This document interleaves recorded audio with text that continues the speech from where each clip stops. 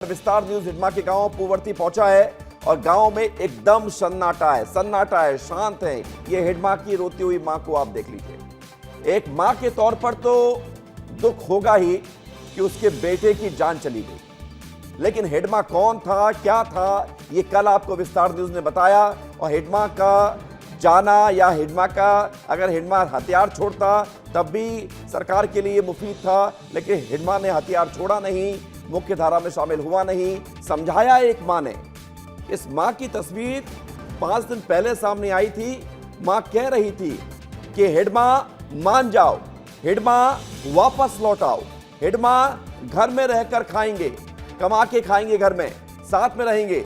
लेकिन आज एक मां जो हिडमा की मां है, बतौर मां तो आंसू आएंगे ही, बेटा चाहे जैसा हो, लेकिन मां तो मां होती है। और जो तस्वीर हम आपको दिखा रहे हैं, विस्तार न्यूज इस वक्त हिडमा के गांव पूवर्ती में मौजूद है और पूवर्ती गांव में सन्नाटा है। हिडमा के मारे जाने के बाद एक तरफ सुकमा में आतिशबाजी हुई, लेकिन गांव में सन्नाटा है। ये तस्वीर हम आपको दिखा रहे हैं, ये हिडमा की मां के रोते हुई तस्वीर है। और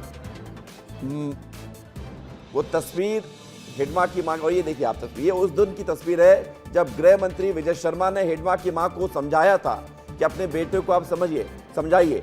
बगल में तस्वीर देवा की मां की है, तो देवा की मां भी ये समझ रही है कि अगर वो उसका बेटा देवा नहीं लौटा तो फिर यही हश्र देवा का भी हो सकता है। तो हिडमा तो अब इस दुनिया में नहीं है, हिडमा मारा गया है। और तमाम बड़ी घटनाओं का कुख्यात दुर्दांत नक्सली हिडमा के मारे जाने के बाद अब हिडमा के गांव में शांति है और मां रो रही है।